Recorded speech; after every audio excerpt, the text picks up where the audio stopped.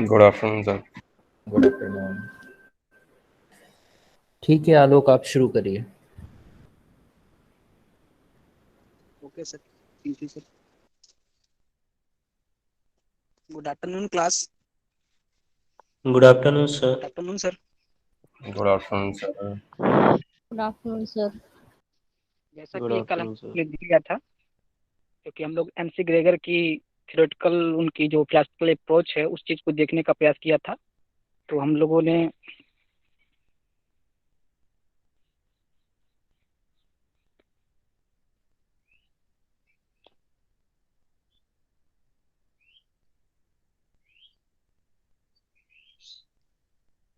देखा था कि जो एक सिद्धांत था इसे पारंपरिक रूप से छड़ी गाजर सिद्धांत भी कहा जाता था। इसके बारे में हम लोगों ने बातें कर ली थी और इस सिद्धांत की कुछ मान्यताएं थी, उस बारे में आज बात कर लेते हैं।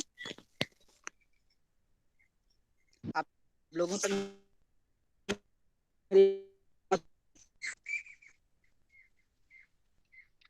हेलो, हाँ सर। आप तक तो हम लोग मेरी आवाज पहुंच रही है?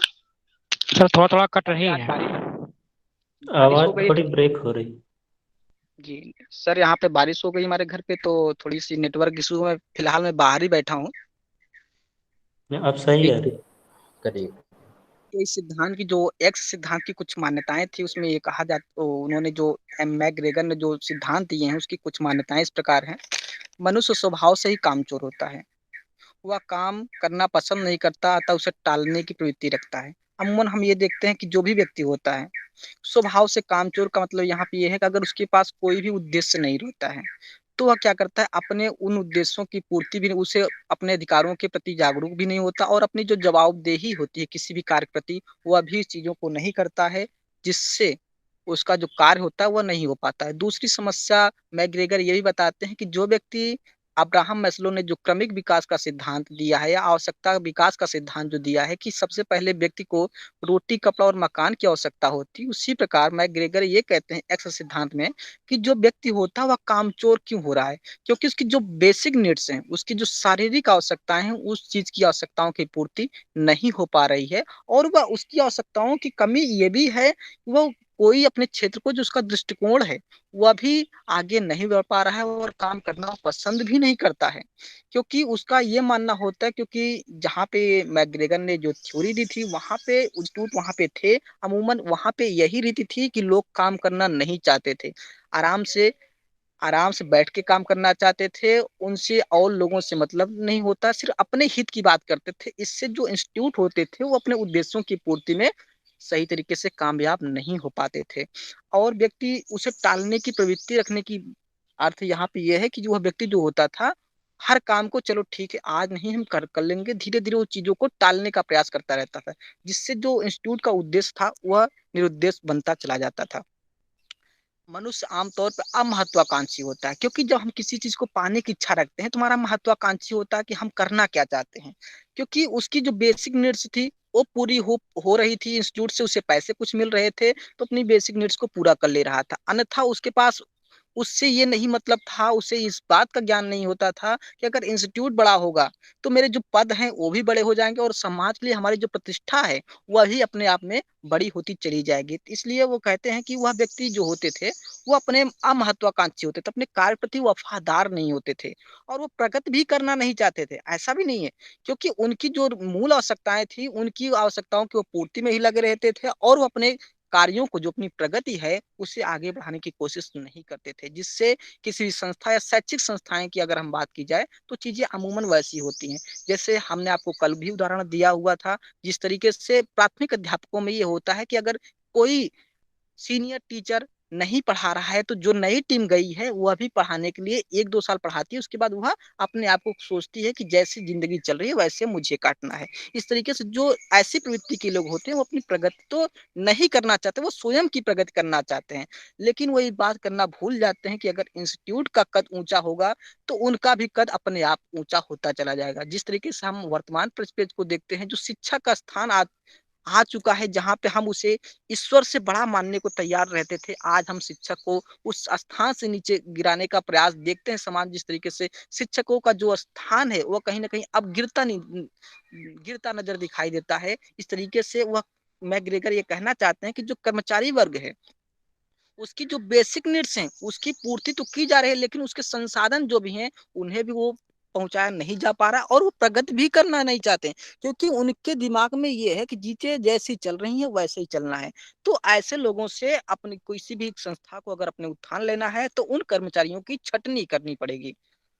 और वे कहते हैं, औसत मनुष्य निर्देशित होना पसंद करता है, क्योंकि वह ज़िम्मेदारियों से बचना चाहता है।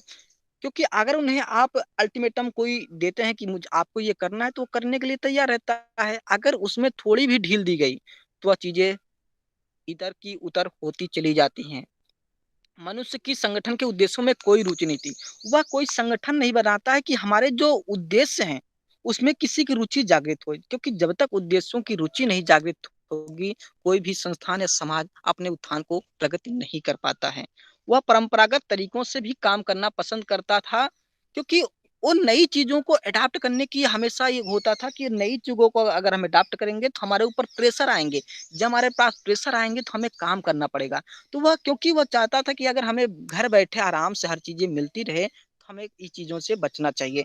तो वही मैकग्रेगर कहते हैं कि वह बदलाव का विरोध करता था, क्योंकि जब तक वह नई चीज़ों को अडॉप्ट अगर करेगा, तो जो परंपरावादी जो रूढ़ी वाली विचारधारा है, उसमें कहीं न कहीं उसे संशोधन करना पड़ेगा। तो ऐसे व्यक्तियों से मैकग्रेगर ये कहना चाहते थे कि ऐसे कर्मचारियों से बचना चाहिए जो इंस्टीट्यूट अभी नए हैं या जो उत्थान करना चाहते हैं, वह अगर ऐसे कर्मचारियों की छँटनी करें, तो उनका इंस्टीट्यूट आगे बढ़ने की ओर अग्रसर होगा। उसे संगठन में अत्यधिक सुरक्षा की आवश्यकता होती है, क्योंकि एक्स थ्योरी में वो मैकग्रेगर ये कहते हैं कि जो व्यक्ति संगठन में निकलना भी नहीं चाहता है, क्योंकि वह जब निकलता है, तो कहेगा मुझे असुरक्षा की भावना होगी। क्योंकि आपने अब्राहम मैस्लो के जो सिद्धांत दिए हैं, जाने होंगे, आप लोगों ने बीएड में पढ़ा होगा और एमएड फर्स्ट ईयर में भी पढ़ाया गया था। तो जो क्रमिक विकास का उनका सिद्धांत था, जो नैतिक और पहले उनकी जो मूल आवश्यकताएँ थी, शारीरिक आवश्यकताएँ जिसे हम कहते हैं, फिर सुरक्षा की आवश्यकताएँ होती हैं, फिर प्रेम की आवश्यकताएँ होती हैं, फिर लास्ट में जो उनका अंतिम उद्देश्य होता है, वो मोक्ष की प्राप्ति, आत्म-सिद्धि जिसे हम कहते हैं, उस चीज़ों में बात करते हैं। लेकिन इस कर्मचारी वर्ग में जो एक्स थ्योरी मैकग्रेगर ने दी है, उसमें लोगों को अपनी सुरक्षा की ज़्यादा ध्यान रहना पड़ता था, और लोग कर्मचारी जो इंस्टीट्यूट होते थे, उसकी सुरक्षा की कोई परवाह नहीं करते थे। मैक्स गेगर ने एक्स थ्योरी में आर्थिक मानव को केंद्र में रखा, जिसके अनुसार आर्थिक तत्व मनुष्य के आलस को तोड़कर उसे सक्रिय मानव बना देता है। क्योंकि उन्होंने कहा कि अगर व्यक्ति को आर्थिक कुछ चीजें इकोनॉमिक उनको अगर प्रलोभन दिया जाए और या दंड दिया जाए या भय दिया जाए, तो हो सकता है वो कार्यों को कर सके। ऐसे इंस्टीट्यूटों को जो प्रशासक वर्ग होता है, उसे भी बहुत ज्यादा सक्रिय होना पड़ेगा। अगर वह सक्रिय नहीं होता है, तो किसी भी संस्था का कार्य नहीं हो सकता है। जैसे आज हम प्राथमिक विद्यालयों की जैसे मैं बात भी कर रहा था, तो अगर आज के अध्यापकों में वह जो प्रिंसिपल होते हैं, उन्हें अगर इस चीज को अगर अनुशासन टाइट नहीं करना पड़ेगा, अगर वो अपने शासन को जब तक स्थापित नहीं सही तरीके से करेंगे, तब तक उनके जो अध्यापक वर्ग हैं, वो सही तरीके से कार्य करना पसंद नहीं करते हैं। मैकग्रेगर का यह विचार यह भी था कि जब समस्त संगठन में उक्त नकारात्मक गुणों का समावेश हो जाए, तो दो प्रबंध नीतियां अपना सकता है, एक कठोर, दूसरी शिथिल। कठोर में मैंने आपको बताया था कि जो दंड और भय का इस्तेमाल किया जा सकता है इसमें, लेकिन इसका परिणाम यह भी होता है कि जो इंस्टीट्यूट होते हैं या कुछ भी संगठन होते हैं, उनमें हड़ताल, तालाबंदी आदि के द्वारा वो जो रूप सामने आता है, वो भी काफी भयंकर हो जाता है। वहीं पर वे शिथिल नीति के बारे में बात करते हैं कि उसमें छूट का प्रावधान तो किया जा सकता है कि चलिए आप शिथिलता बरतिए कुछ चीजों का, लेकिन यह मध्यम मार्गी मार्ग होता है, जिसमें आर्थिक प्रोत्साहन का अधिक सहारा लिया जाता है कि उन्हें थोड़ी सी प्रमोशन दिया जाए, उन्हें और अच्छे से सुविधाएं दी जाए, हो सकता है वो कार्य करने के लिए आतुर हों। लेकिन कार्मिकों की मांग की पूर्ति की जाती है और मामूली तौर पर दबाव भी बनाया जाता है, जिसे मैकग्रेगर स्केलर सिद्धांत भी कहते हैं। जिसे मैग्रेगर स्वयं ही मनुष्य के संबंध में उक्त मान्यताओं तथा उससे काम लेने के दोनों तरीकों को खारिज कर देते हैं। वे कहते हैं कि अगर हम किसी व्यक्ति को दंड दिखाएंगे, दंड देंगे, तो अभी एक दिन कार्य करना बंद कर देगा। अगर उसे हम भय दिखाएंगे तो वह एक दिन करना बंद कर देगा, क्योंकि हम दंड और भय उससे दिखा सकते हैं जो डरने को तैयार हो कुछ समय के लिए। अगर उसकी एक आदत सी पड़ जाएगी दंड और भय का, तो वह कार्य करना बंद कर देता है। मैग्रेगन ने पाया कि उस समय के औद्योगिक संगठनों में जो एक्स सिद्धांत जो थ्योरी उन्होंने दी, उसकी मान्यताएं ही कुछ ज्यादा प्रचलित थी। उन्होंने कहा,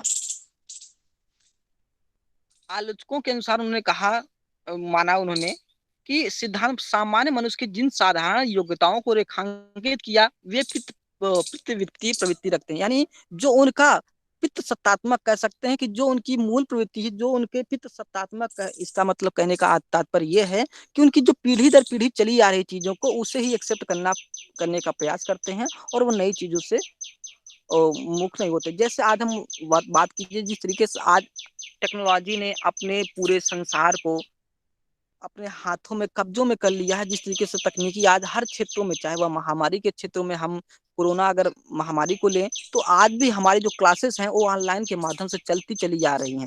लेकिन जो एक्स थ्योरी के लोग थे वे किसी भी बदलाव को एक्सेप्ट करना नहीं चाहते थे। वे चाहते थे अगर इन चीजों से हमें ये करना पड़े तो हमारे जो कार्य हैं हमारे बढ़ जाएंगे, हमारे जो दायित्व हैं वो बढ़ जाएंगे, और वो अपनी जवाबदेही से भी बचने का प्रयास करते थे। तो इन स्थितियों में मैग्रेगर ने निष्कर्ष दिया कि जब तक प्रबंध की रणनीतियों में एक्स सिद्धांत की मान्यताओं पर आधारित रहेगी, तब तक हम औसत मनुष्य की क्षमताओं की खोज भी नहीं कर पाएंगे। उन क्षमताओं की उपयोग की तो बात दूर की है, क्योंकि जो व्यक्ति, उन्हीं में से कुछ व्यक्ति जो उनकी क्षमताएं हैं, वो अपनी क्षमताओं को जानने का प्रयास भी नहीं करेंगे। क्योंकि हर व्यक्ति में, गाल्टन महोदय ने जिस तरीके से कहा कि हर व्यक्ति में व्यक्ति विभिन्नता का समावेश होता है। हर व्यक्ति, चाहे वह जुड़वा बच्चा हो, तो वह भी अपने आप में कोई विशिष्ट होता है, उसमें कुछ नई जन्मजात वृत्ति जागृत रहती है। लेकिन अगर हम इन्हीं मान्यताओं पर चलेंगे कि हाँ व्यक्ति को कार्य नहीं करना चाहिए, एक्स थ्योरी जिस तरीके से बात कहती है, तो जो व्यक्ति में क्षमताएं हैं उन क्षमताओं को हम निखार भी नहीं सकते हैं। बाहर निकालना की बात तो दूर है, उनके उपयोग की तो बात की नहीं कर सकते, क्योंकि वो निकालना ही नहीं चाहते। तो ऐसे कर्मचारियों से हमें बचने का प्रयास करना चाहिए। अब हम बात करते हैं वाई सिद्धांत।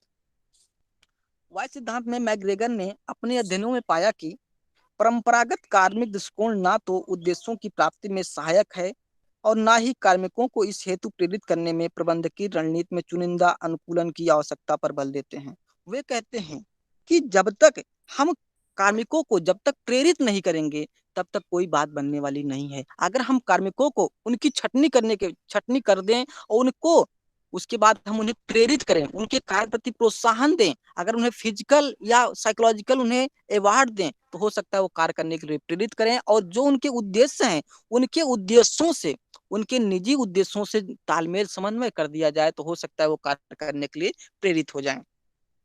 मैग्रेगर मैस्लो की जो क्रमिक आवश्यकता के सिद्धांत मैंने बात की उस पर भी बल देते हैं, और ये कहते हैं कि निर्भरता और आत्मनिर्भरता की भावनात्मक निष्ठा की उस भूमिका को रेखांकित करने का प्रयास किया जो सार्वभौमिक है। उन्होंने कैथोलिक परंपरा से प्रभावित सिद्धांत आधारित संगठन संरचना के अपर्याप्त कहकर खारिज कर दिया कि जिस तरीके से कैथोलिक परंपरा में जो एक्स सिद्धांत थ्योरी चलती थी कि लोग काम करना पसंद नहीं करते थे, अगर इन सिद्धांतों में अगर हम वाई थ्योरी को लाएं तो कहीं ना कहीं हमारी वाई थ्योरी ज्यादा इफेक्टिव मालूम होती। अगर व्यक्तियों को, कर्मचारियों को उनके इंस्टीट्यूट के उद्देश्यों के अनुसार अगर हम उनको रखें, जिस प्रकार से हम अगर शिक्षा की बात करें तो जिस तरीके से हम, अगर हमारा इंस्टीट्यूट या हमारा महाविद्यालय, हमारा कोई भी कॉलेज अगर वो उत्थान कर रहा है, तो उसके साथ साथ उस संस्थान में या उस इंस्टीट्यूट में जो रहने वाले कर्मचारी हैं उनकी भी कद को आगे बढ़ाया जाता है, उनके पद को भी आगे बढ़ाया जाता है। ऐसे कर्मचारियों को प्रेरित करने की भी आवश्यकता होनी चाहिए तथा उन्हें हमेशा सक्रिय रखना चाहिए, और उन्हें इस बात पर भी बल देना चाहिए कि जब तक इंस्टीट्यूट का बल बढ़ेगा आपका भी साथ साथ उसका भी बल बढ़ता चला जाएगा। तो मैग्रेगर ने उन्होंने ये कहा कि मानवीय आवश्यकताओं को निर्भरता मानने से इनकार कर दिया तथा आवश्यकताओं और उनकी संतुष्टि दोनों को सकारात्मक दृष्टि से विश्लेषित किया और पाया कि वस्तुतः उनका वाई सिद्धांत संगठन में मनुष्य की मनोवैज्ञानिक खोज है। या बाहरी नियंत्रण के स्थान पर आप नियंत्रण। क्योंकि जब तक कर्मचारियों को ये स्वतः ज्ञान नहीं होगा कि हमारी जवाबदेही क्या बनती है, क्या नहीं बनती है, तब तक वो अपने कार्य को अंजाम देना नहीं करेंगे। तथा व्यक्तिगत लक्ष्यों को सांगठनिक लक्ष्यों के साथ एकीकरण, जो मैंने अभी बात की आप लोगों से, कि जिस तरीके से इंस्टीट्यूट के जो उद्देश्य हैं और उनके निजी उद्देश्य जो हैं, उनको जब तक समन्वय नहीं करेंगे, जब तक उनका एकीकरण नहीं करेंगे, तब तक हम कोई भी बात बनने वाली नहीं है। इन्हीं दो मूल मान्यताओं पर आधारित अनेक मान्यताओं का वो सूत्रपात करते हैं। आवाज आ रही है सभी को? जी sir. Yes sir. Yes sir, बढ़िया है।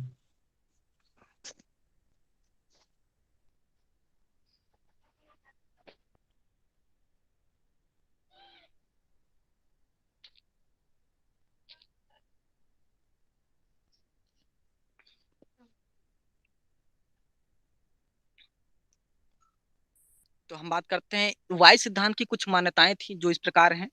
कार्य हेतु शारीरिक और मानसिक प्रयत्न करना मनुष्य के लिए उतना ही स्वाभाविक है जितना उसके लिए खेलना या विश्राम करना। अर्थात मनुष्य स्वभाव से ही कार्योन्मुख होता है।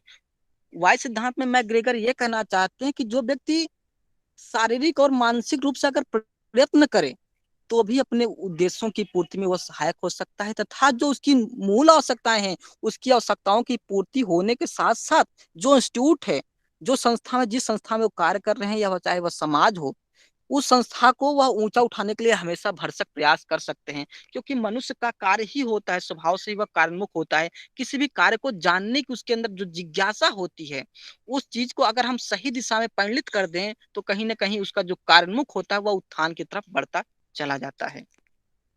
वचनबद्ध लक्ष्यों को हासिल करने के लिए सामूहिक प्रयत्न, आत्मनियंत्रण और स्वनिर्देशन अति आवश्यक हो जाता है।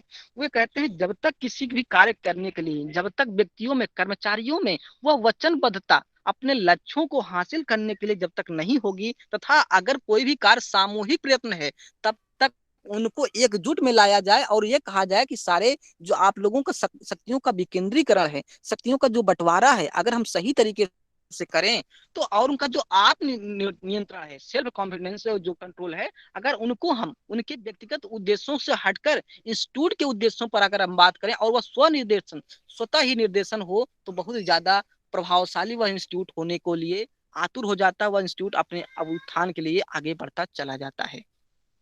उद्देश्यों के प्रति वचनबद्धता उनकी प्राप्ति से जुड़े पुरस्कारों का ही एक हिस्सा होता है। वे कहते हैं कि अगर कोई भी इंस्टीट्यूट अपने उद्देश्यों प्रति वचनबद्ध है और उसकी प्राप्ति से जुड़े पुरस्कारों का ही उससे एक हिस्सा भी होता है। क्योंकि अगर कर्मचारी वर्गों को अगर हम उनका स्वयं का ही तक उनका नहीं ध्यान देते हैं तो अपना कार्य जो है वो सही तरीके से नहीं कर पाते हैं। इसलिए हमें उन व्यक्तियों की जो मूल आवश्यकताएं हैं, उन आवश्यकताओं की पूर्ति करनी पड़ेगी। साथ ही साथ उनकी जो जवाबदेही है, उन्हें इस बात की भी जानकारी और ज्ञान देना पड़ेगा कि वह समाज के लिए कितने बड़े, उनका कितना बड़ा रोल है, कितनी बड़ी उनकी भूमिका है, तथा एक इंस्टीट्यूट को आगे ले जाने में कितना बड़ा उनका महत्व दर्शाता है। यही बात हम अगर व्यक्ति की बात करें, नागरिकता की बात करें, तो हर व्यक्ति समाज में जब रहता है तो उसे इस बात का आभास होना चाहिए कि हम जिस देश में रहना चाहते हैं, उस देश के कुछ कर्ज हैं, उस देश के कुछ उद्देश्य हैं, उन उद्देश्यों को पूरा करने के लिए हमें अगर प्रयास करने पड़े, अपने व्यक्तिगत हितों को अगर थोड़ा से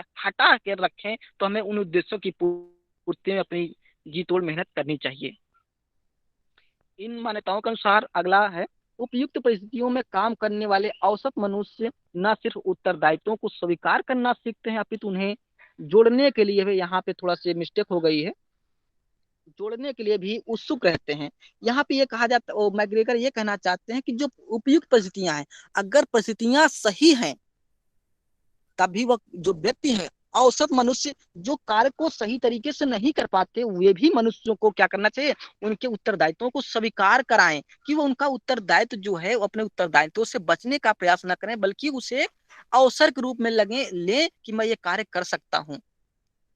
और अपितु उन्हें जोड़ने के लिए भी उत्सुक रहें, क्योंकि जब तक हम उन्हें जोड़ेंगे नहीं, क्योंकि हम ये देखते हैं कि अमूमन हर व्यक्ति विशेष होता है, लेकिन उसकी जो क्षमताएं होती हैं अमूमन अधिकतम वह एनपीसी कैटलॉग के अनुसार जिसे हम कहते हैं, वह बिल्कुल औसत में होता है। इसलिए हमें औसत व्यक्तियों को भी लेके चलना पड़ेगा। अगर हमारी कोई नीति बनती है तो उसे औसत एवरेज में ही लेके चलते हैं। तो ऐसे व्यक्तियों को हमें उनके उत्तरदायित्वों को स्वीकार करना पड़ेगा तथा उन्हें उनकी मुख्य धारा में उनके जो उत्तरदायित्व हैं उन्हें उनसे अवगत कराना पड़ेगा। वे आगे कहते हैं संगठनात्मक समस्याओं को हल करने में जिस जिस उच्च स्तरीय कल्पनाशीलता और रचनात्मक क्षमता की आवश्यकता होती है वह जनसंख्या के संकुचित नहीं अपितु विस्तृत आकार में मौजूद होती है। उनके कहने का तात्पर्य यही है कि जो संगठनात्मक समस्याएं हैं उनको हल करने के लिए जो उच्च स्तरीय कल्पनाशीलता होनी चाहिए हर कर्मचारी में और जो उनकी रचनात्मक क्रिएटिविटी जो उनकी क्षमता होती है वह जनसंख्या के संकुचित में नहीं होनी चाहिए। कभी कभी व्यक्ति जो होता है हम अमूमन ये देखते हैं कि हर व्यक्ति में क्यूरियोसिटी या क्रिएटिविटी हमेशा उन्हें पाई जाती है, कुछ नया करने की होती है। तो ऐसे में कहते हैं कि अगर हमारा जो कर्मचारी वर्ग होगा अगर उसका आकार बड़ा होगा तो नई चीजों को डेवलप कर पाएगा और नए नए समाज से रहेगा तो अभी उस चीज को आकार देने में काफी सहायक साबित हो सकता है।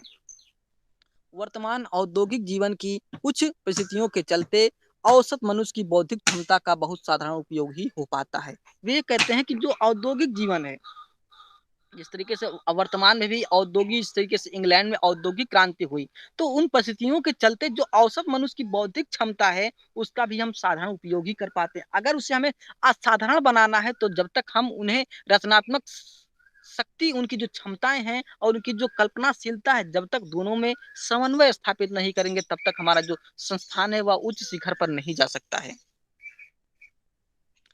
आगे वे कहते हैं अधिकतर कार्मिक अपने उत्तरदायित्वों का निर्वाह लगभग सदैव ही करते रहते हैं। जो वाई थ्योरी है उसमें जब इन व्यक्तियों को आभास होने लगता है कि हमारे जो दायित्व हैं जिस तरीके से हमें करना क्या होता है वो अपने कार्यों को बहुत बखूबी तरीके से अंजाम देते हैं तथा वे सफल भी होते हैं।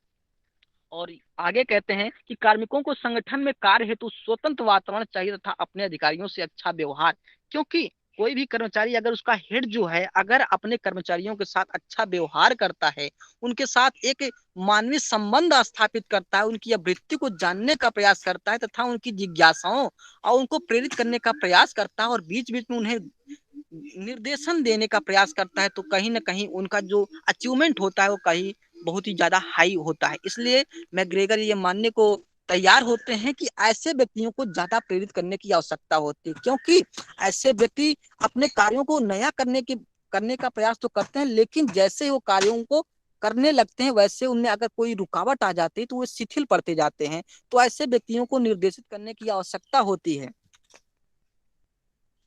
उक्त मान्यताओं के द्वारा मैग्रेगर यह स्थापित करना चाहते थे कि सांगठनिक समूहों की सीमाएं हों जो मानवीय सीमाएं नहीं है, जो क्योंकि जब तक हम संगठन की जो सीमाएं हैं उनसे बाहर का के क्योंकि हमारी जो मानवीय सीमाएं हैं उनसे बड़ी कोई चीज नहीं हो सकती। जब तक हम व्यक्तियों की उनकी क्षमताओं को जब तक नहीं जानेंगे नहीं समझेंगे तब तक हम सांगठनिक जो समूह की सीमाएं हैं उसको तोड़ नहीं सकते हैं।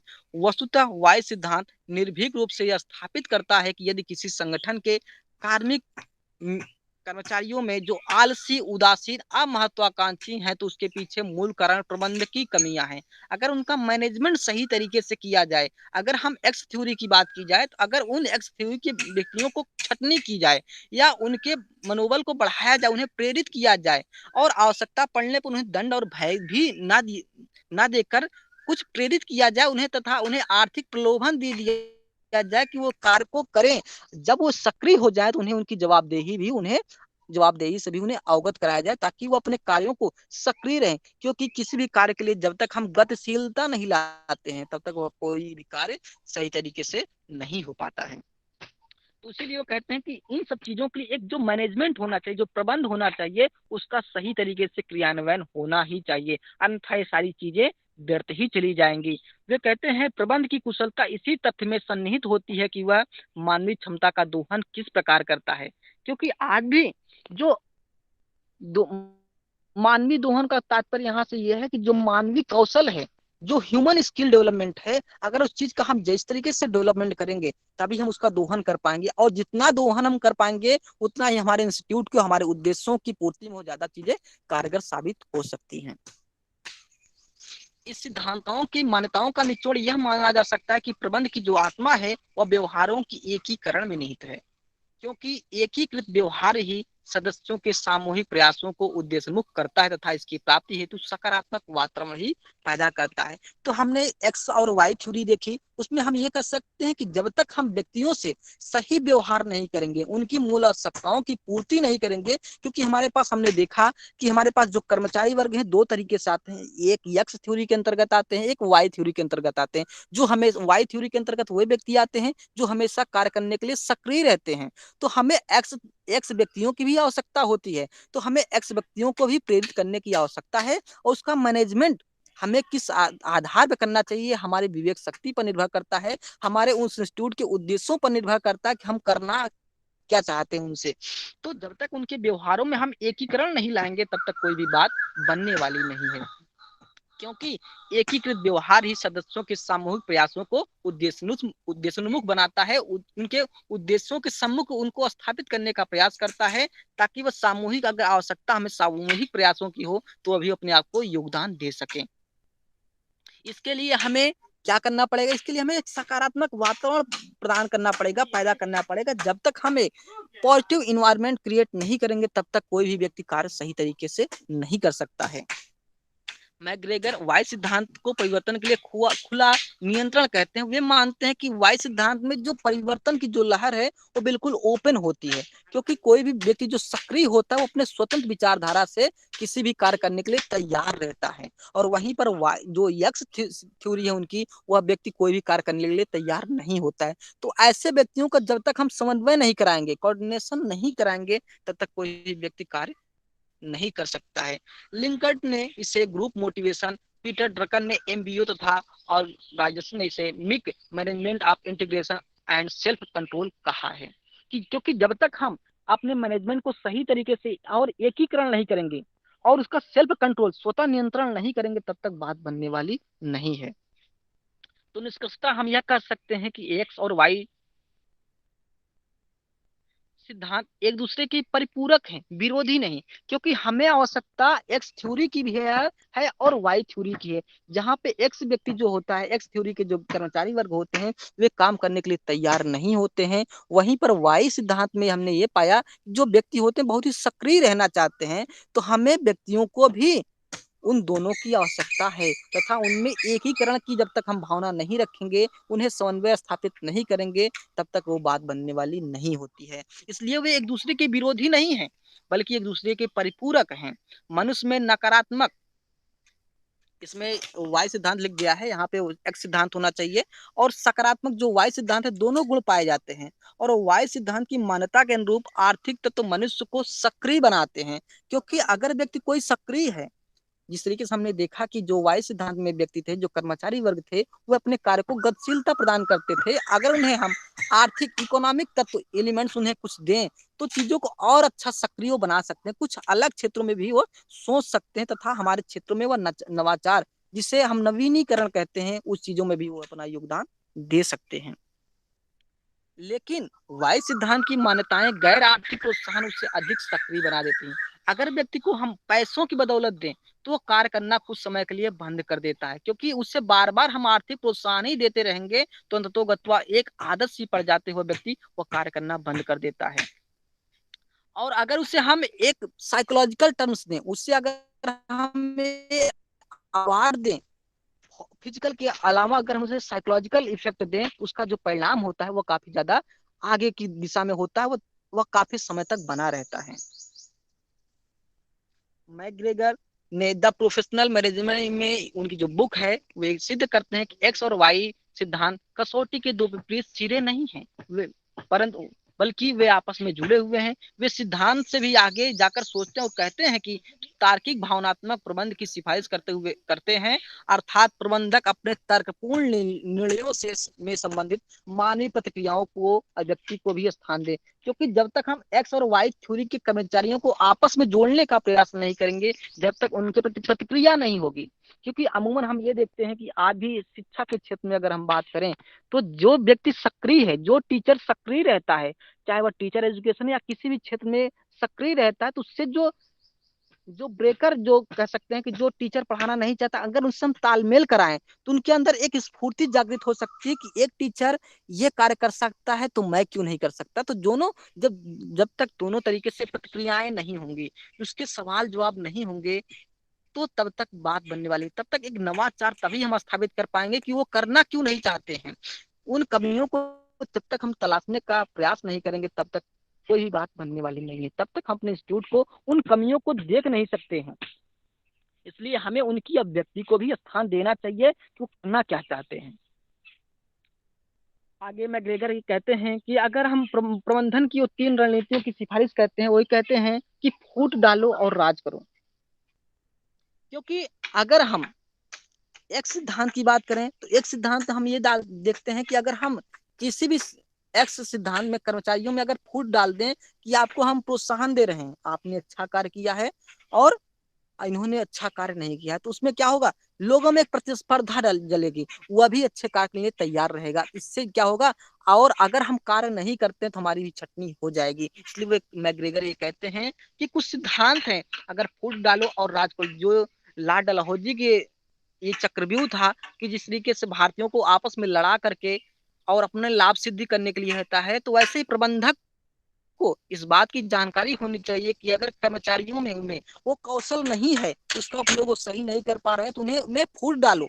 जब तक उसमें फूट नहीं डालेंगे, उनमें बिलगाव नहीं करेंगे, तब तक उन्हें अपनी बात बनने वाली नहीं हो सकती, वो अपने कार्य के प्रति जवाबदेही नहीं कर सकते हैं। मतभेदों का उन्मूलन करो, क्योंकि जब व्यक्ति दो आपस में टकराएंगे तो उनमें मतभेद होना स्वाभाविक बात है। तो जब तक उन मतभेदों को हम जड़ से उखाड़ नहीं फेंकेंगे, तब तक हम किसी भी चीज को हम अच्छे तरीके से नहीं कर सकते हैं। इसलिए हमें मतभेदों का भी उन्मूलन करना चाहिए और मतभेदों के रहते हुए उनके साथ काम करना। यहाँ पे वाई सिद्धांत की ये बात बताई गई है कि अगर, क्योंकि वाई सिद्धांत में हर व्यक्ति सक्रिय रहता है, हर व्यक्ति खुला रहता है, हर व्यक्ति स्वतंत्र चिंतन करता है अपने उद्देश्यों की पूर्ति में लगातार रहने के लिए, तो उन मतभेदों में भी वह काम करना पसंद करता है। इसलिए वो कहते हैं कि अगर ये 3 सिद्धांत उन कर्मचारियों पर लागू किए जाए, और जो लास्ट सिद्धांत उन्होंने कहा कि मतभेदों के रहते हुए उनके साथ काम करना, ये वाई सिद्धांत की जो थ्योरी है, अगर ये लागू की जाए तो वाई सिद्धांत अपना कार्य करेगी। और लेकिन जो फूट डालो और राज करो और मतभेदों का उन्मूलन करो, अगर ये एक्स सिद्धांत पर लागू करते हैं तो वह भी अपना कार्य तरीका स्टार्ट कर देते हैं। अब हम बात करते हैं, मैकग्रेगर ने एक योजना दी, इसके नाल योजना। आप लोगों को हमारी आवाज स्पष्ट पहुंच रही है? Yes sir. यस सर, हाँ सर आ रही है। मैकग्रेगर ने MIT Massachusetts institute of technology में फ्रेडरिक लेसियर के साथ जो शोध कार्य किया, उससे उस समय संघीय सहकारिता पर शोध कर रहे थे, इसमें सहभागिता का उन्होंने प्रमुख स्थान दिया।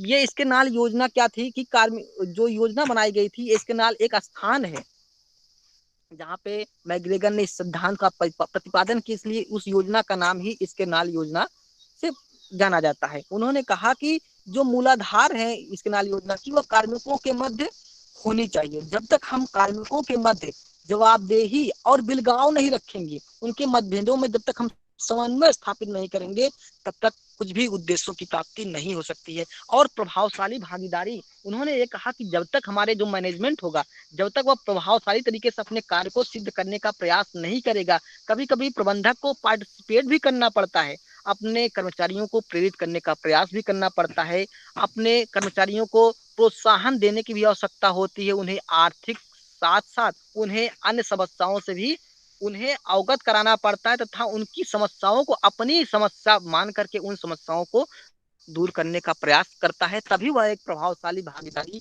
बना सकता है, तभी वह अपने इंस्टीट्यूट को, अपनी संस्था को आगे ले जाने का प्रयास कर सकता है। मैकग्रेगर ने वाई सिद्धांत के तहत आत्मनियंत्रण और एकीकरण, जिसे हम एकीकृत व्यवहार कहते हैं, किया। इसके नाल कंपनियों, स्कीमों, जो बर्फीले प्रदेशों के निवासी थे को भी फ्रीज बेच जैसा असंभव का इसलिए कर सकती है क्योंकि उनके संगठन में पर्याप्त सहभागिता भावना न सिर्फ कार्मिकों में प्रेरणा भर देती है, अपितु उनकी अहम को भी तुष्ट या संतुष्ट कर सकती है। इसके नाल योजना वस्तुतः जोसेफ इसके नाल के आसपास विकसित की गई थी, जिसका केंद्र बिंदु है प्रबंध श्रमिक सहयोग। ये कहते हैं कि जिस तरीके से फ्रीज होता है, जिसे हम बर्फ का टुकड़ा कहते हैं, अगर वह हम उसको अगर हम उसे तपन नहीं देंगे तो पिघलने वाली नहीं है। अगर हम उससे अपने उस चीजों को अगर उससे हम ये एहसास नहीं कराएंगे कि आपकी जवाबदेही क्या बनती है, आपका जो अकाउंटेबिलिटी है, जो जवाबदेही है, अगर उस कार्य के प्रति आप नहीं है, जो आपकी भूमिका है, अगर आप उस चीज का निर्माण नहीं करते हैं तो आप कुछ नहीं कर सकते। इसलिए उन व्यक्तियों को, कर्मचारियों को हमें प्रेरित करने की आवश्यकता है। इसके लिए प्रबंध को श्रमिक सहयोग भी देना पड़ेगा। अगर जो प्रबंधक है, अगर उसे श्रमिकों को सहयोग, जो उनकी, चाहे वह मैंने जो बातें की, जो आर्थिक हो, चाहे वह साइकोलॉजिकल अवार्ड की बात हो, चाहे वो फिजिकल अवार्ड की बात हो, उन्हें उनकी मूल समस्याओं से भी उन्हें निजात दिलाने की आवश्यकता हो, ताकि तभी वह स्वतंत्र चिंतन करके हमारी समस्याओं पर, हमारे जो उद्देश्य हैं उसका निर्माण कर सकते हैं। जिस तरीके से आज हम देखते हैं, वो विश्वविद्यालय आयोग के अनुशंसा की अगर हम बात करते हैं तो उसमें हम ये देखते हैं कि जिस तरीके से अध्यापकों को जो वेतन थे बहुत ही कम ग्रेड पे मिलते थे, उन्हें बढ़ाने का प्रयास किया गया। और आज जो अध्यापकों का जो वेतन है वह एक किसी भी, हम कह सकते हैं कि जिला प्रशासन अधिकारी से भी अधिकतर उसके प्रोफेसर की इनकम रखी गई। क्यों?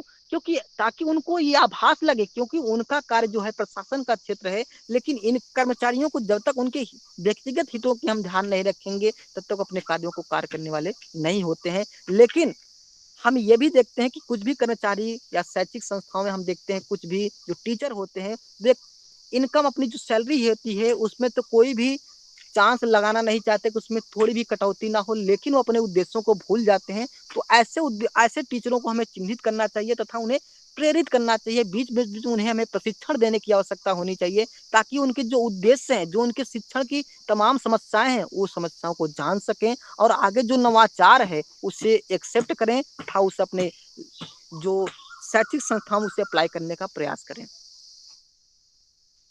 उन्होंने मैग्रेगन एक प्रबंधकीय वो यूनिवर्सल की बात की, जिसमें उन्होंने अपनी पुस्तक द प्रोफेशनल मैनेजमेंट 1967 में कहा कि प्रबंधकीय पेशे को मनोविज्ञान, विधि शास्त्र तथा मूल्य से जोड़कर पेश करते हैं। उनका कहना था कि प्रबंधन एक संगठन के प्रति जो वास्तविक होता है वो उसके कामों पर गहरी छाप छोड़ता है।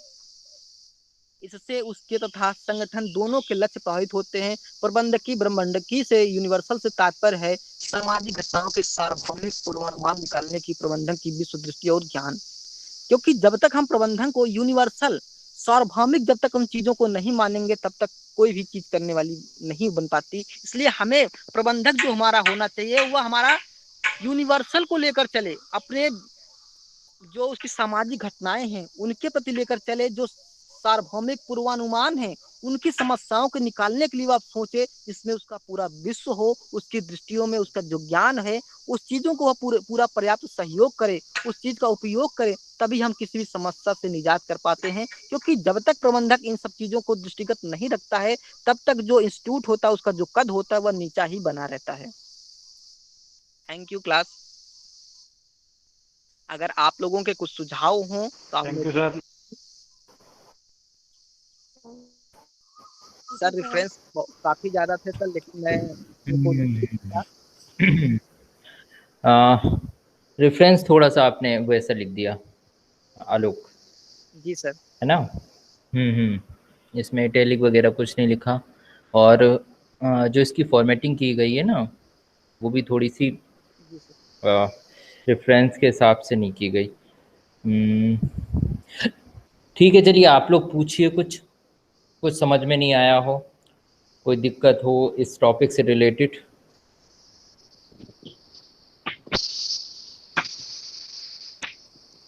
आलोक को कोई सजेशन देना हो प्रेजेंटेशन में वो भी दे सकते हैं।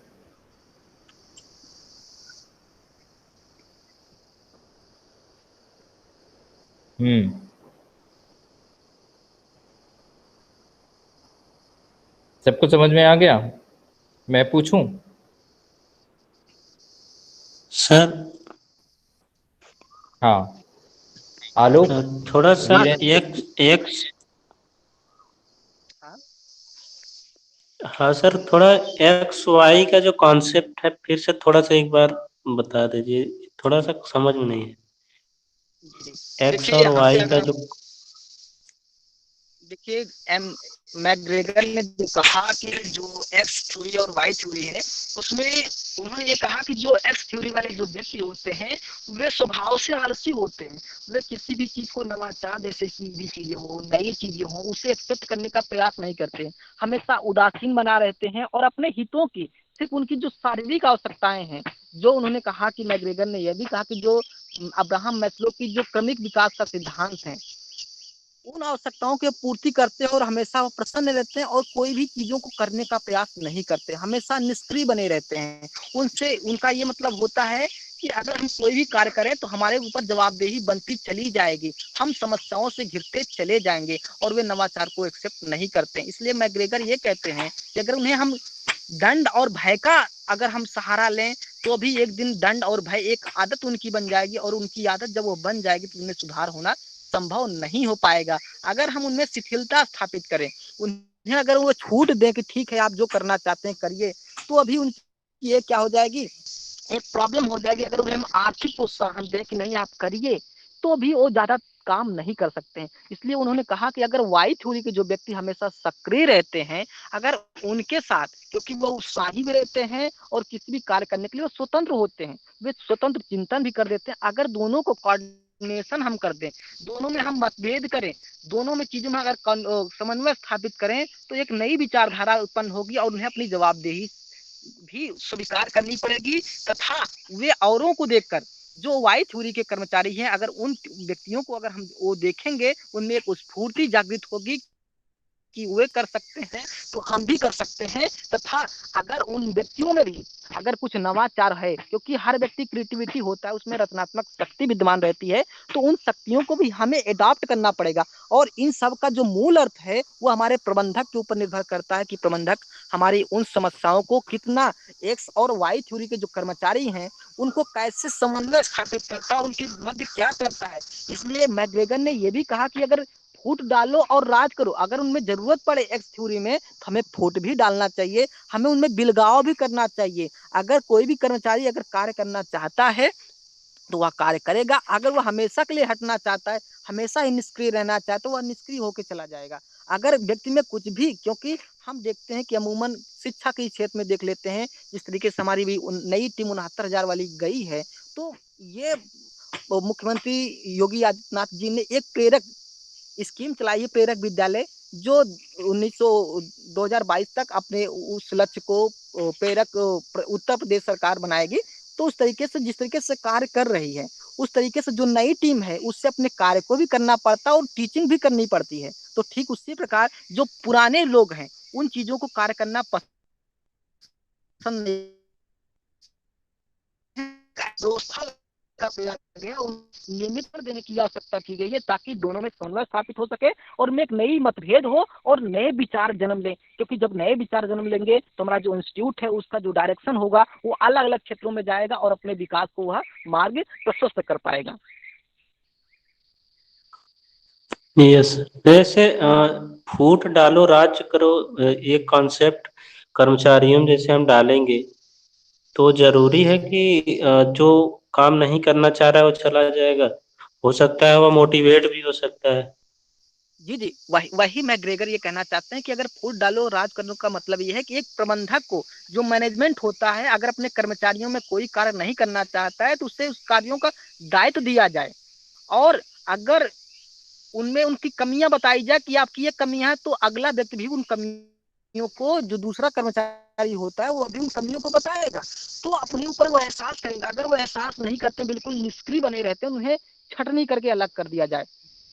क्योंकि आप उदाहरण ले सकते हैं जिस तरीके से शिक्षा मित्रों के था, तो जिस तरीके से अगर उनके पास एक ये हो गया कि आप में जब तक आप टेट क्वालिफाइड नहीं करेंगे तब तक आप योग्य शिक्षक नहीं माने जाएंगे, तो इस तरीके से टेट रखा गया। जो व्यक्ति जिसके अंदर कौशल थे, जिसके पास थ्योरेटिकल नॉलेज थे या जिसके पास व्यवहारिक प्रशिक्षण था, उन्होंने टेट क्वालिफाइड किया, जो नहीं किया तो उन्हें निम्न स्तर का रख दिया गया। तो इस तरीके से जो बिलगाव की स्थिति हुई कि एक जो शिक्षा मित्र जो उच्च स्थान पे था वह नीचे भी आ गया और जो नीचे था वह उसके ऊपर भी चला गया। इससे जो बिलगाव हुआ वही है फूट डालो राजनीति का, राजनीति करो, राज करो। जी, थैंक यू। और फिर वाई थ्योरी सर, Yes. और वाई थ्योरी X हेलो बोलिए ना। Sir, Y theory X theory तो ये होगी वाई थ्योरी। वाई थ्योरी में ये कहा गया कि जो इसमें जो मैग्रेगन ने जो कहा कि वाई थ्योरी में जो व्यक्ति होते हैं हमेशा उत्साही रहते हैं, वो अपने कार्य को नहीं मानते हैं, साथ में जो इंस्टीट्यूट के होते हैं वे अपना उनका उद्देश्य मानकर अपने उद्देश्यों की पूर्ति करते हैं। वे ये सोचते हैं कि जिस तरीके से इंस्टीट्यूट अगर उनका कद ऊंचा होगा तो हमारा भी कद बढ़ता चला जाएगा। वे सम्मान की आवश्यकता को पसंद करते हैं। वे कहते हैं कि अगर इंस्टीट्यूट हमारा बड़ा होगा तो हमारा भी कद बड़ा होता जाएगा, हमें भी नए पद मिलेंगे, कुछ नया अचीवमेंट हमें होगा। उन्हें इस चीज से उत्साही बना रहते हैं। सर जी हाँ, बोलिए। सर सर से मैं इन कहना दोनों चाहूंगी, में जैसे बताने मैं मुझे गोपाल पूछना सर से सर हमारे जो सर हैं मैं उनसे बात कर रही हूँ। हाँ हाँ सिचुएशन। सर आप सर इनको फीडबैक दे दीजिए, क्योंकि सर हमारा सेम टॉपिक था और सर हमें फीडबैक मिली थी, तो हमें लगता है कि ये भी डिजर्व करते हैं उसको। हाँ बिल्कुल। सर पहले कुछ पूछ लें। अंजना हाँ पूछिए। अच्छा आलोक से। आलोक सर जी सर, जी आलोक से। आलोक सर ये पूछना चाहते हैं कि जैसे इसमें आपने बताया एक्स और वाई थ्योरी में, तो इसमें जो मैनेजमेंट होता है एक्स थ्योरी में और वाई थ्योरी में, इसमें मैनेजमेंट की जो स्थिति होती है वो क्या होती है? दोनों की क्या अलग होती है या सेम होती है? मैनेजमेंट की जो स्थिति होती है जी हाँ, तो वो कैसी होती है? अगर हम वाई थ्योरी की बात की जाए तो इसमें जो कर्मचारी वर्ग होते हैं वे हमेशा सक्रिय रहते हैं, किसी भी कार्य को अंजाम तक पहुंचाने के लिए हमेशा तत्पर रहते हैं, उनमें उत्साह की कोई कमी नहीं होती है। तो हमें प्रबंधक को उसमें ज़्यादा मशक्कत नहीं करनी पड़ती, लेकिन एक अच्छे इंस्टीट्यूट के उसके उद्देश्यों के तक पहुँचाने के लिए हमें एक्स कर्मचारियों की भी आवश्यकता होती है और वाई जो थ्योरी है उसके कर्मचारियों की आवश्यकता होती है। इसलिए एक प्रबंधक को हमें वाई थ्योरी में उतनी प्रॉब्लम्स नहीं होती हैं, क्योंकि वह उत्साही होते हैं, लेकिन जो क्रिएटिविटी होती है वह भी कहीं ना कहीं जो निष्क्रिय व्यक्ति होते हैं, जो एक्स थ्योरी जिसे हम कहते हैं, उसके भी व्यक्तियों को हमें कोऑर्डिनेशन करने की आवश्यकता होती है। और एक कुशल प्रबंधक तभी हो सकता है जब सभी को लेकर चले और उनके अंदर एक स्फूर्ति जगाए। अगर क्योंकि हमने बात की अभी एक्स थ्योरी की, तो एक्स थ्योरी में अगर कोई कर्मचारी कार्य नहीं करना चाहता है तो हमने यह भी देखा कि अगर उसे दंड और भय का इस्तेमाल किया जाए तो उसकी एक आदत सी पड़ जाएगी, वह डरना एक दिन बंद कर देता है। ये साइकोलॉजिकल टर्म्स हैं। और वैसे अगर हम उसे शिथिलता बरतें, अगर उसे हम आर्थिक प्रलोभन दें तो हमेशा पैसों की आवश्यकताओं की मांग करता रहेगा। इसलिए मैग्रेगर का यह मानना था कि एक्स थ्योरी और वाई थ्योरी के कर्मचारियों को एक सूत्र में पिरोने का प्रयास किया जाए, उनके साथ मतभेद कराया जाए, उनके साथ प्रतिक्रियाएं कराई जाए, विचारों का आदान प्रदान कराया जाए, तो उनमें एक प्रेरणा जगेगी और यह प्रेरणा बहुत ही लंबे समय तक जागृत रहेगी। क्योंकि हमें किसी भी इंस्टीट्यूट को उच्च स्तर पे ले जाने के लिए हमें एक्स और वाई दोनों व्यक्तियों कर्मचारियों की आवश्यकताएं होती हैं। इसलिए एक प्रबंधक की महत्ता यहाँ पे बहुत बढ़ जाती है।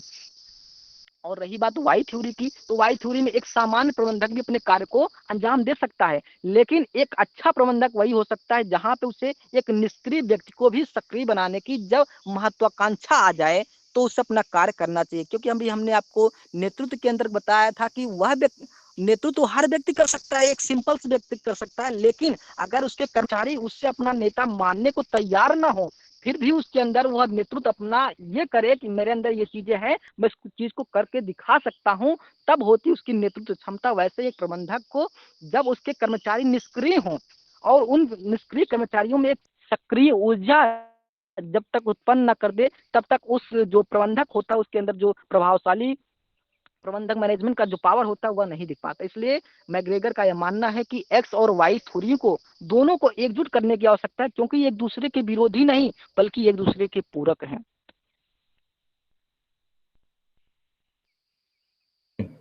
आलोक शायद यही टॉपिक था। सर एक क्वेश्चन मेरा भी है। अच्छा हाँ लक्ष्मी।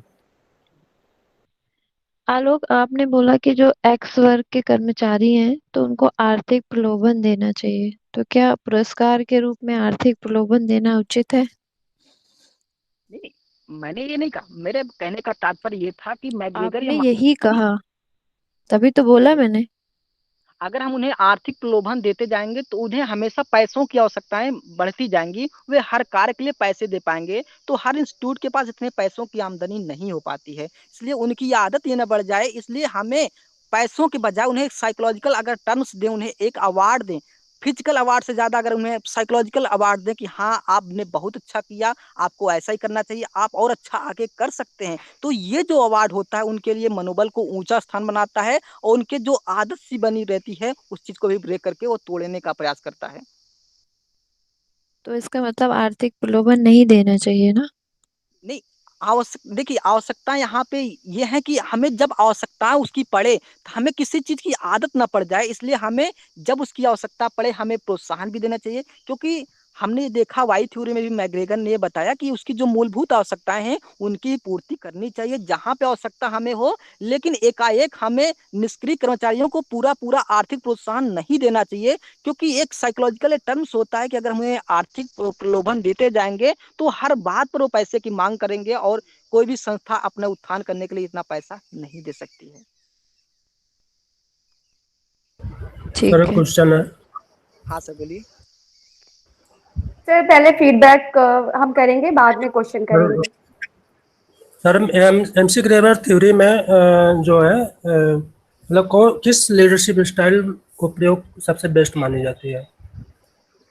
देखिए एमसी ग्रेगर जो मैग्रेगर हैं वे लीडरशिप स्टाइल की बात तो कहते हैं कि हमें एक तंत्री तथा प्रजातांत्रिक ट्रेड थ्योरी की वो बात करते हैं, साथ साथ वे डेमोक्रेसी की भी बात करते हैं, क्योंकि जब तक दोनों का समन्वय नहीं होगा तब तक बात बनने वाली नहीं है। इसलिए उन्होंने एक्स और वाई थ्योरी दी। इस एक्स और वाई थ्योरी से हमें पता होना चाहिए कि जो व्यक्ति निष्क्रिय है वहां पे हमें एक जद्दोजहद, जिससे हमारे हेड, अब मुझे कहना नहीं चाहिए कि हेड सर भी इस बात की वकालत करते हैं कि आज हमारे प्रिंसिपल को एक जल्लाद, अध्यापक की वो जो प्रिंसिपल होते हैं उन्हें जल्लाद होना चाहिए, क्योंकि जब तक हम अपने जो शिक्षक है हमारे उनको जब तक हम प्रताड़ना नहीं देंगे, क्योंकि उनके अंदर जब तक हम उनके अंदर जवाबदेही की भावना विकसित नहीं कर पाएंगे तब तक बात बनने वाली नहीं है, क्योंकि वह इतना ज्यादा धूमिल से हो गए हैं या अपने कार्य प्रति इतने वफादार नहीं हो पा रहे हैं, जिससे वो अपने कार्यों को, जो उनका उद्देश्य था, जो समाज का निर्माण करने का उद्देश्य उनका था, वो उद्देश्यों से कहीं ना कहीं विचलित होते चले जा रहे हैं और सिर्फ पैसों की, उनकी तनख्वाह जो है, उनकी जो सैलरी है वो इंक्रीज होती जा रही है, लेकिन फिर भी अपने कार्यों को जो उद्देश्य है वो उद्देश्यों में सफल नहीं हो रहे हैं या करने का प्रयास ही नहीं कर रहे हैं, तो इससे हम एक्स थ्योरी मान सकते हैं। तो इसके लिए हमें एक अच्छे कुशल प्रबंधक या ऐसे प्रबंधक या प्रधानाचार्य की आवश्यकता होती है। ठीक उसी प्रकार जो हमारे जो नई टीम, जैसे 69,000 की जो टीम गई है, वह कार्य को करने के लिए तत्पर है, वो किसी भी समस्या का समाधान करने के लिए तत्पर है, तो ऐसे कर्मचारियों को, जो पुराने कर्मचारी हैं, उनके साथ हमें कोऑर्डिनेशन बनाने की आवश्यकता होती है, क्योंकि उनके बीच जो समस्याएं हैं वो भी उन समस्याओं से अवगत हों तथा उन्हें प्रेरित कर लिया जाए कि आप भी ऐसा कर सकते हैं। जी, मुझे लगता है आपके प्रश्नों का जवाब मिल गया होगा। हाँ आलोक, यस सर। ठीक है। सुचिस्मिता ने भी कहा है कई बार, और फीडबैक तो आपका जब कई दिनों से क्लास चल रही है, शुरू की बात थी, शायद यही इसी पेपर का आपका टॉपिक था। आप शुरू में कह रहे थे कि इससे रिलेटेड जो कंटेंट है वो इंग्लिश में मिल रहा है, मुझे हिंदी में नहीं मिल रहा है। सही कहा मैंने sir? Alok? Yes sir. Yes sir. हाँ, मतलब यही पेपर का टॉपिक था ना, यही वाला? जी सर। ठीक, यही टॉपिक आपका सुचिस्मिता के पास था, है ना? उन्होंने शायद इंग्लिश में अपना असाइनमेंट बनाया है, आपने हिंदी में बनाया है। ठीक, अब थोड़ा सा मुझे एक बात बताएंगे, सोर्स क्या रहे आपके ये जो कंटेंट लाने के? किस तरीके से आपने कंटेंट इकट्ठा किया? सर मैंने इंटरनेट के माध्यम से भी सर चीज़ें की और जनरल से देखे सर, मैं उसका रेफरेंस सर लेना भूल गया और मेरा सर फॉर्मेट हो गया था, इसलिए सब कुछ चला गया। सर मैंने जो चीज़ें इकट्ठा कर ली थी वो चीज़ें मैंने इंटरनेट से और जनरल पेपर से इकट्ठा की थी सर। और बुक थी, मैंने DWT में गया था तो वहाँ भी एमसी ग्रेगर के जो फिलॉसफिकल अप्रोच है उसमें तो एमसी ग्रेगर का आपने वो डाला है रेफरेंस? जी नहीं सर, वो चीज़ें सर बता रहा हूँ सर कि वो चीज़ें जब उसका रेफरेंस मैं मोबाइल में फ़ोटो खींचा हुआ था, क्लिक किया होता, लेकिन सर मेरा फ़ोन फॉर्मेट किया, जितनी भी चीज़ें थी सब गायब हो गई। हाँ, तो वो ज़रूर डालिए, ठीक है? क्योंकि हम लोग जब ऐसे टॉपिक की तरफ बढ़ते हैं जहाँ पे चीज़ें आसानी से नहीं मिल पा रही हैं बुक्स में या स्टैंडर्ड बुक्स में नहीं मिल पा रही हैं, तो वहाँ पर हम लोग रेफरेंस ज़रूर डालेंगे या बिब्लियोग्राफी लिखकर हम लोगों ने सिर्फ पढ़ा है, लिखा अपनी तरफ से है या और कहीं से, लेकिन हम लोगों ने वहाँ से कुछ इन्फॉर्मेशन ली है, तो वो भी चीज़ें आप लोग बिब्लियोग्राफी में ज़रूर डालेंगे। इससे क्या होगा कि जो स्टूडेंट्स आपके अभी जब शेयर होंगे आपस में सारे असाइनमेंट पीपीटी वगैरह, तो उन लोगों को भी थोड़ी हेल्प मिलेगी कि आपने आखिर कंटेंट कहाँ से लिया, ठीक है? तो वो कंटेंट क्योंकि आपने हिंदी में बनाया है तो चीज़ें पता होनी चाहिए कि कहाँ से मिला है, ठीक है? Okay sir. ये चीज़ फ्लो बहुत अच्छा था, कंटेंट की नॉलेज थी, अच्छी थी। बस थोड़ा-सा आलोक मेरा सजेशन रहता है कि जैसे कि इसी टॉपिक पे सुचिस्मिता ने कहा दिया था अपना पीपीटी प्रेजेंटेशन, तो उनका भी बहुत अच्छा था और साथ-साथ में कंटेंट जो होता है ना वो ऐसे टॉपिक पे टू द पॉइंट होता है। थोड़ा-सा आप बोलते बहुत अच्छा हैं, फ्लो भी अच्छा रहता है। कहीं-कहीं पे चीज़ों को भटक जाते हैं और भटक जाने की वजह से आप जो एग्ज़ाम्पल लाते हैं ना, वो थोड़ा-सा बिल्कुल लीक से हट के हो जाता है। हाँ, ये मेरा सजेशन है, कमी नहीं है, सिर्फ़ सजेशन है। बाकी ओवरऑल आपका बहुत अच्छा प्रेज़ेंटेशन रहा, आपकी सारी चीज़ें अच्छी रहीं, कंटेंट भी सही था, पीपीटी भी ठीक थी, बस उसका रेफ़रेंस और बिब्लियोग्राफ़ी वाला सेक्शन छोड़कर बाकी सारी चीज़ें अच्छी रहीं। आपने डिफेंड भी किया, जो लोग क्वेश्चन कर रहे थे। सबसे ज़रूरी चीज़ें ये होती हैं कि हम एक ही टॉपिक को तैयार कर रहे हैं और उसी पे हमने असाइनमेंट बनाया है, उसी पे हमने पीपीटी प्रेज़ेंटेशन दे रहे हैं। तो कम से कम हम लोग जो हम लोगों की क्लास के ही स्टूडेंट हैं, ऐसा नहीं कोई बाहर का कोई एग्जामिनर आके आपसे कुछ पूछ रहा है, तो हम लोगों को उसका आंसर देना चाहिए। तभी हम मानेंगे कि हम लोगों ने कुछ तैयारी की है, उसके बारे में कुछ पढ़ा है, ठीक है? तो ये भी चीज़ आपकी अच्छी रही, पॉजिटिव रही कि आपने वो भी डिफेंड किया अच्छे से और आपने लगातार एक ऐसा दिन था जिस दिन किसी ने कोई पहले से प्रपोज नहीं था कि आज इसकी प्रेजेंटेशन होनी है, उस दिन आपने एकदम से आधे घंटे में ये चीज़ें कवर करी। तो इसके लिए आप आपकी ये एक तारीफ़ का विषय है कि आपने इतनी सारी चीज़ों को मैनेज कर लिया और अच्छे से उसको प्रस्तुत भी किया, ठीक है? बाकी थोड़ा-सा वही सजेशन है, उसका ध्यान रखा करिए हमेशा, क्योंकि थोड़ी-सी चीज़ें आप वो हो जाती हैं आपकी, ठीक? कंटेंट में हम लोग जब पर्टिकुलर चीज़ों में चलते हैं तो एग्जाम्पल उसी से रिलेटेड दिया करिए। इधर-उधर बहुत सारी चीज़ों में आप कुछ शब्दों का ऐसा चयन कर लेते हैं जो आपके लिए दूसरे कैंडिडेट उस पर क्वेश्चन खड़ा कर देते हैं, है ना? तो वो चीज़ों का थोड़ा ध्यान रखिए। आगे भी किसी भी लेक्चर में अपनी क्लास में इन फ्यूचर आप टीचर बनेंगे तब भी ऐसी चीज़ों का ध्यान रखना, नहीं तो वो एक क्वेश्चन आपके लिए बन जाएगा और फिर शायद उसका उत्तर आप मेरा एक सुझाव है आलोक के लिए। हाँ।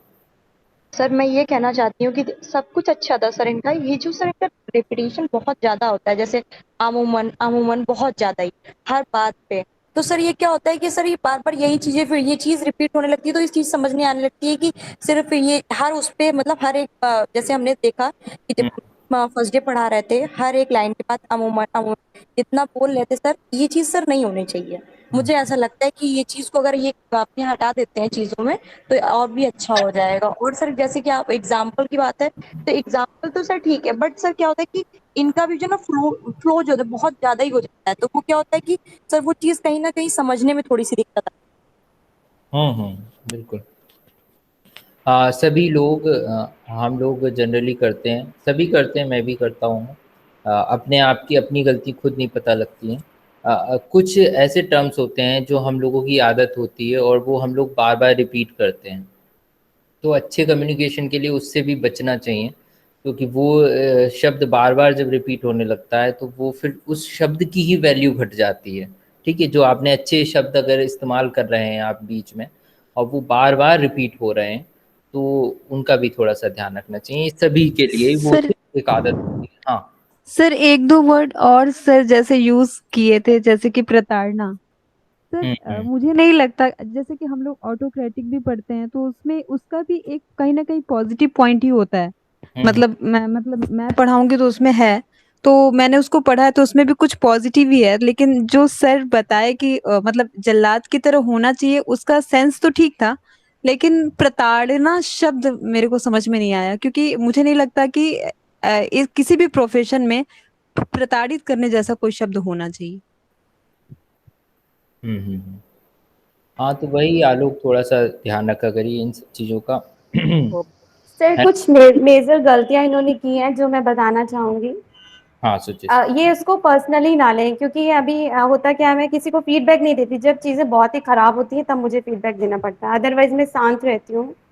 जितने साल मैं इस डिपार्टमेंट पे नहीं, मैं रेयरली 1 2 3 स्टूडेंट को ही फीडबैक देती हूँ, अदरवाइज बाकी को नहीं देती।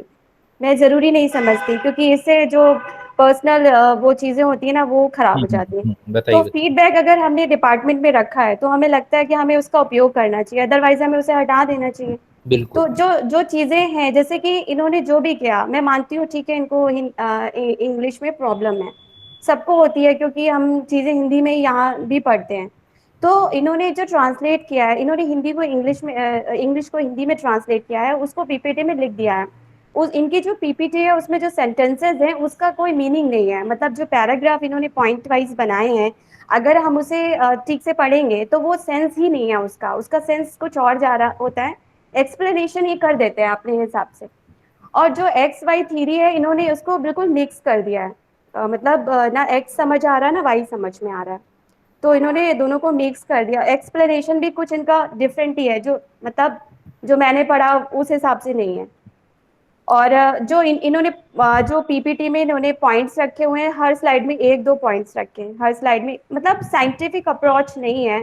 जो स्टूडेंट आर्ट्स का है उसको, उसके लिए तो सुनना ये ठीक है कि आप लेक्चर दे रहे हो, नॉन स्टॉप, फुल स्टॉप भी नहीं है, कॉमा भी नहीं है, वो सुन लेगा। लेकिन बहुत सारे ऐसे स्टूडेंट भी हैं जिनको ऐसे इस तरह से चीज़ें समझ में नहीं आती हैं।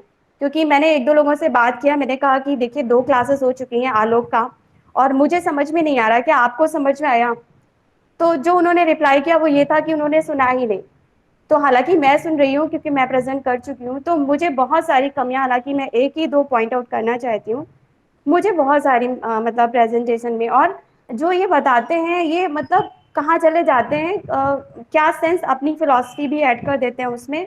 तो ये चीज़ें बहुत ही गलत है। हम कंटेंट पढ़ा रहे हैं तो हमें उस कंटेंट को ही बेस बना के पढ़ाना चाहिए, अदरवाइज स्टूडेंट को कंफ्यूज करना रहता है सिर्फ। और ये नहीं है कि कठिन कठिन शब्दों को इस्तेमाल करना हायर एजुकेशन में आ जाएगा, ऐसा नहीं है। आप सरल करिए टॉपिक, कठिन टॉपिक को भी सरल करना करके पढ़ाना टीचर का उत्तरदायित्व होता है कि कैसे वो कठिन चीज़ों को सरल बना के पढ़ाता है। तो ये मेरा मानना है। Thank you ma'am. दर्शक तो कुछ कहना है आपको? सर मुझे कहना है कि सर जब हम देखते हैं कि हायर में आके हमें हिंदी और इंग्लिश दोनों में पढ़ना होता है, और जब हम ये सबसे बड़ी प्रॉब्लम ये आती है कि हमें मैटर इंग्लिश में ही मिल रहा होता है, तब चीज़ों को पढ़कर खुद समझना और एक्सप्लेन करना थोड़ा सा कठिन हो जाता है। और जो कि मैंने देखा है कि जो सर का टॉपिक था वो बहुत जगह, सभी जगह इंग्लिश में ही मिल रहा था, और गूगल से कैसे तोड़ तोड़ के वो कहीं से लाए हैं सर, मैं बिल्कुल गवाही दे सकती हूँ। तो उनके लिए काफ़ी कठिन था कि इस चीज़ को समझा पाना। सर उन्होंने अपने अकॉर्डिंग किया, तो मुझे तो कहीं ना कहीं 80% सही लग रहा था, क्योंकि बिल्कुल ही इंग्लिश में नॉलेज ना हो और फिर भी उसको पढ़ के समझ के समझाना सर कहीं ना कहीं पॉजिटिव ही है। मैम टॉपिक तो पहले से पढ़ा जा चुका है ना, तो मुझे नहीं लगता इतनी प्रॉब्लम होनी चाहिए। ठीक है, टॉपिक पढ़ा था वो यूज किए थे, तो इतना ठीक है। आप सभी लोग अपने आप को पहले म्यूट करिए 1 मिनट के लिए, ठीक है।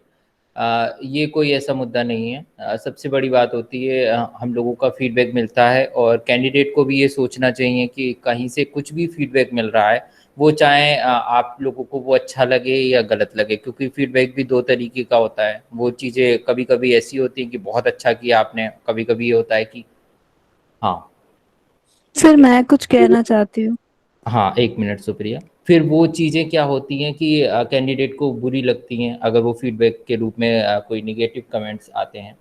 तो दोनों तरीके की चीज़ों के लिए तैयार रहना चाहिए एक कैंडिडेट। अब आपको एनालिसिस करनी है कहाँ पे मेरी कमी रही या ऐसी चीज़ें क्यों आई इन स्टूडेंट्स के बीच में से। तो ये चीज़ें अगर आप इसको पॉजिटिव लेंगे कि ये चीज़ें मुझे आगे इन फ्यूचर कभी भी मैं लेक्चर भी दूंगा, और फिर दूसरी बात आपका प्रोफेशन टीचर का है तो इन फ्यूचर भी आपके लिए ये एक हेल्पफुल रहेंगी। हाँ सुप्रिया बताइए। Yes sir. सर जब आलोक फर्स्ट ईयर में आए थे तो इंग्लिश के एक एक वर्ड से भागते थे, मतलब उनको इंग्लिश से बहुत दूरी होती थी। लेकिन आज के टाइम पे सेकंड ईयर में आके इंग्लिश का पूरा मैटर उठा के उसको तोड़ तोड़ के बनाना और उसको प्रेजेंट करना और एक्सप्लेन करना इतना ज़्यादा, मेरे ख्याल से हम सबको अप्रिशिएट उनको करने की ज़रूरत है। क्योंकि मतलब 1 साल के अंदर उन्होंने जितना खुद की इंग्लिश को कहीं ना कहीं से तोड़ के और जिस तरीके से प्रेजेंट किया, ये बहुत बड़ी बात है। वरना इंग्लिश में मैटर अगर किसी को मिल जाता है क्लास में तो वो सिर पकड़ लेता है कि अरे मैटर ही नहीं मिल रहा है रिलेटेड। लेकिन मुझे तो बहुत अच्छा लग रहा है कि आलोक ने इतनी कोशिश करी है सर। Thank you sir. बिल्कुल। मैम। हाँ आलोक, हाँ देखिए दोनों, मैंने अभी आपको बताया ना, दोनों साइड की चीज़ें मिल रही हैं और आप लोग, हाँ अच्छा मैं आता हूँ 2 मिनट में। दोनों साइड की चीज़ें मिल रही हैं आपको, नेगेटिव भी पॉजिटिव भी। अब आपको थोड़ा सा ये चीज़ों को अपना सुधार लाना है, ठीक है, थोड़ा सा मोटिवेट भी होना है।